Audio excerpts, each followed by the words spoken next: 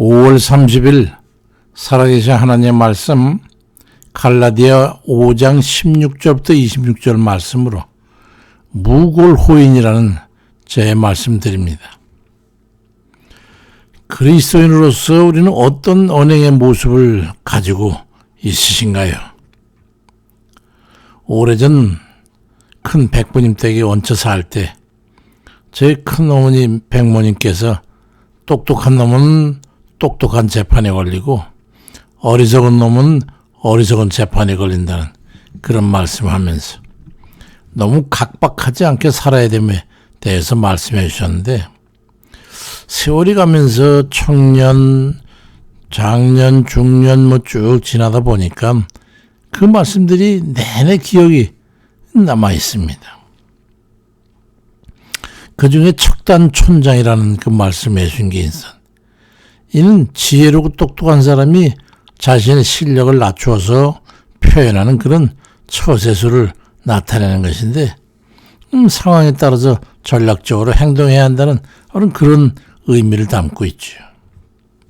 신앙생활 하다 보니까 성경에 그런 말씀을 하신 것이 있어가지고 참 좋은 얘기거리구나 하고 생각을 하곤 했었는데, 나중에 점차 깨닫고 보니까 세상의 고사성어나 도덕군자들이 가르친 그런 교훈으로서의 얘기들은 그야말로 처세술에 해당하는 얄팍한 술수에 불과하지만, 성경에서 말씀하시는 것은 그것이 정신과 마음의 옳다 여기는 진실한 가치관이 정신적으로나 심적으로 녹아 있어가지고 그 마음이 언행으로 드러난 것이어야 함을 말씀하고 있다는 것을 알게 됐습니다.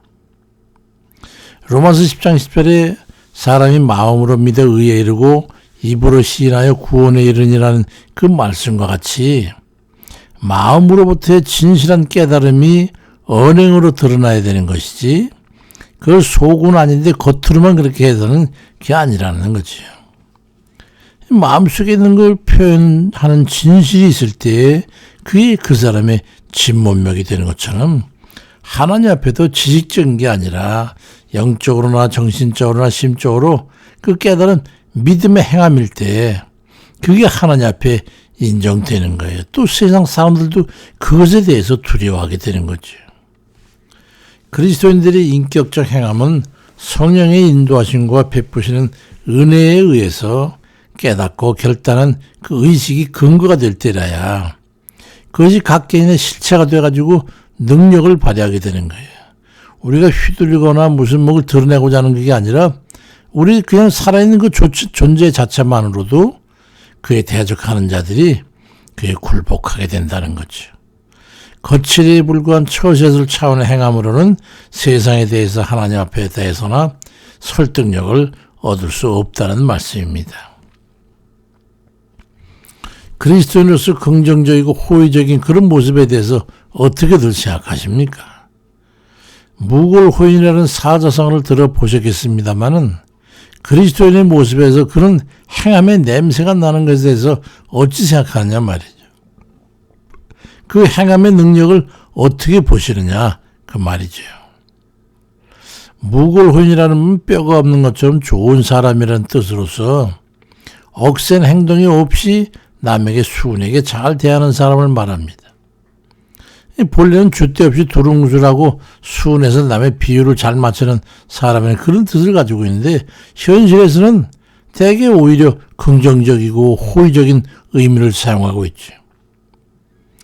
그런데 성경에 보면은 세상적인 사람의 유형과 그리스도인으로서의 유형을 구분하는데, 위와 비슷한 형태의 유형으로 그게 나누는 것을, 그 뉘앙스를 가지고 있는 말씀을 보게 됩니다. 그게 갈라디아 5장 22절의 말씀인데, 오직 성령의 열매는 사랑과 희락과 화평과 오래 참음과 자비와 양선과 충성과 온유와 절제니 이 같은 것을 금지할 법이 없느니라. 그리스도 예수의 사람들은 육체와 함께 그 정욕과 탐심을 십자가에 못 박았으니 만일 우리가 성령으로 살면 또한 성령으로 행할지니라 말씀합니다. 그런 모습을 가진 사람들을 일컬어 사람들이 무골호인이라고 한다는 얘기죠. 근데 그것이 성령으로 깨닫고 성령으로 그걸 몸에 배게 되고 생각해서 성령을 따라 그렇게 행할지니라 말씀하는 거예요. 세속적인 말로 하면 성령으로 변화를 받은 사람은 무골호인처럼 살아야 한다는 말씀이죠.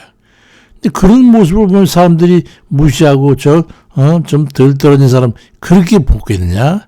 그렇지 않다는 거죠. 실제는 그게 엄청 무겁게 느껴지고 엄청 강하게 느껴지고 엄청 범접지 못할 위험을 갖추게 된다는 거예요. 그것이 억지로나 가식적으로 그런 모습이 드러나는 게 아니라 진심으로 마음에 우러나서 그 은행이 드러나야 하는 것으로 말씀하는 거. 그럴 때의 능력을 발휘한다는 거지요. 성령의 열매를 맺는 사람은 그 어떤 폭력적 힘보다 강한 능력을 나타내게 됩니다.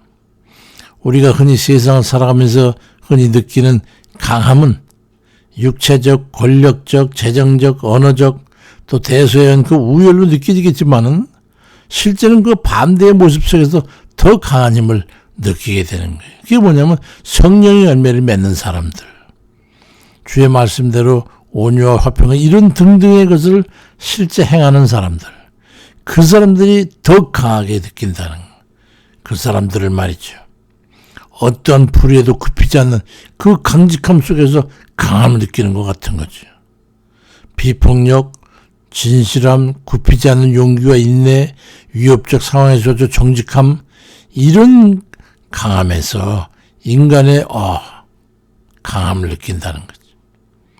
성령의 열매를 받고 변화를 받는 그런 이들의 행동 특성을 살펴보면은 사랑과 희락, 화평, 오래 참음, 자비, 양선함, 온유, 절제 이런 행동 특성을 가진 언행을 하게 되는데 그런 행동으로 점치된 삶을 살아가는 이들을 보면서 그들이 전 비굴해 저렇게 연약해 왔다 갔다 이런 느낌을 갖게 될까요? 아닙니다. 그들에서 어떤 느낌을 갖게 되냐면 그들의 연약함이나 비굴함이나 왜소함이나 거부감 이런 걸 가지고 대하지 않습니다.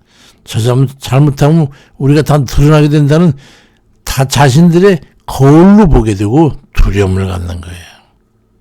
사랑하는 마음과 동정심으로 대하는 사람에게 어떤 비굴함이나 못마땅이 있습니까? 마음으로 독사하는 기쁨과 즐거운 마음으로 사랑하는 그들에게서 하리없는 한심함을 느낍니까?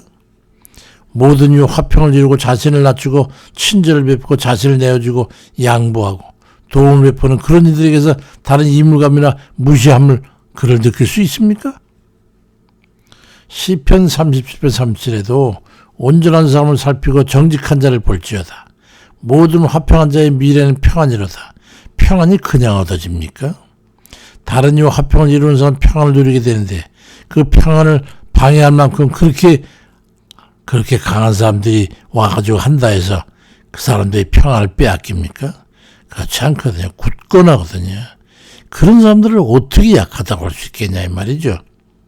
어려운 이들에게 자비를 베풀고 다른 연약한 이들에게 선함을 대하고 모든 이들에게 적대감 없이 온유함으로 대하는데 그러한 이들에게 누가 적대할 것이며 그러한 이들을 연약하다고 비웃고 업신여기는 그런 사람이 있겠습니까? 세상은 그렇지 않아요.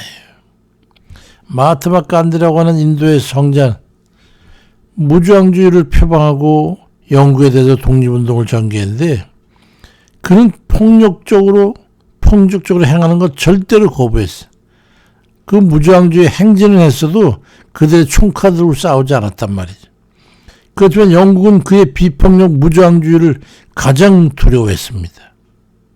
그는 정당했고 그는 자유스러웠고 그는 모든 게 온유했고 다 모든 일과 화목하고 그랬지만은 영국에 대해서 잘못된 건 단호히 그리고 절대로 굽힘이 없는 그런 강직함을 가지고 있었기 때문에 그를 두려워했던 거예요.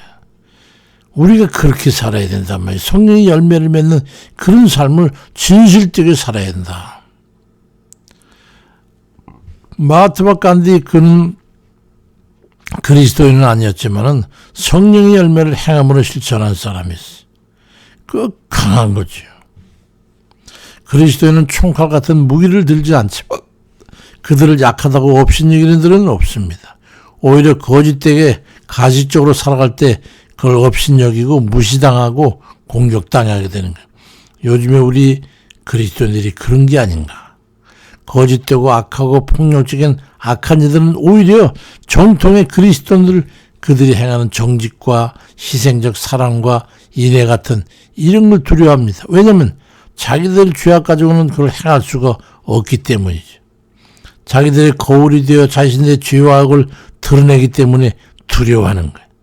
무골호인처럼 보이는 것은 위형적인 모습일 뿐이고 실제는 말없이 무저항의 거대한 바다에 움직이지 않은 그 정중동의 그 거대한 힘을 알기 때문에 두려워하는 거예요. 그러지 못할 때 오히려 약하다는 걸 알기 때문에 무자비로 공격하는 거예요. 악함이 대항하지 못하며 거짓이 기승을 부리지 못하고 죄악이 이기지 못합니다. 우리가 모두 성령의 열매를 실제 삶의 행함으로 실천하는 이들이 돼가지고 세상의 악에 대해서, 죄에 대해서, 부도덕과 비윤리에 대해서 부끄럽게 해서 갈라디아 5장 19절 이하에 음행과 더러운 것과 호색과 우상 숭배와 수술과 원수 맺는 것과 분쟁과 시기와 분냉과 당짓는 것과 분열함과 이단과 투기와 술 취함과 방탕함과 또 그와 같은 그런 것들 육신의 소욕에 매여 살아가는 그런 죄악에 대해서 우리가 이기고 그들을 굴복시키고 그들이 그에서 떠나게끔 할 수밖에 없는 그런 두려운 그런 일들을 행함을 해가지고 진정한 승리자들이 다 되시기를 주의 이름으로 축원드립니다. 아버지, 우리가 어떻게 살아야 되는지는 우리가 잘 압니다. 성령의 열매를 맺으며 살아가는 그 삶이어야 됨을 잘 압니다. 그러면서도 우리가 행하지 못하고 거짓되며 가식적이며 위선적인 그런 삶 때문에 아버지 하나님 겉모습은 승리자 같으나 속으로는 두려워하고 오히려 역으로 대적들에게 굽히고 아버지 이 잘못되고 왜곡된 우리의 삶을 아버지 불쌍히 여기시옵소서. 우리의 허물을 용서해 주옵소서. 우리의 나약한 죄악 가운데 지고 넘어지고 패배하는 그런 저희를 아버지 강하게 다스려 주옵소서. 우리가 아직도 세상 사람들이 누린 그것에 연연하고 빠져서 거기서 벗어나지 못한 당당하지 못한 정직하지 못한 실천하지 못한 그런 모습들 때문에 우리의 모순된 위선적인 그런 것들로 인해서 세상 사람에 대항하 이기지 못하는 저희들의 비굴한 아버지 패배를 용서하옵시고 우리 주의 성령의 권능을 힘입을 수 있도록 성령의 열매를 풍성히 맺어가는 그런 저희 되도록 아버지 인도하시고 다스려 주옵소서. 아버지 오직 주를 따르고 주를 바라보는 것이 우리의 힘이요 능력인 것을 깨닫고 오직 주님 말씀을 행하는 그런 저희가 되어서 아버지 세상에 대해서 말하고 권고하고 질타하고 아버지 그들을 다스리는 저희 성함 되도록 인도해 주옵소서. 감사드리고 예수 그리스도의 이름으로 기도드립니다. 아멘입니다.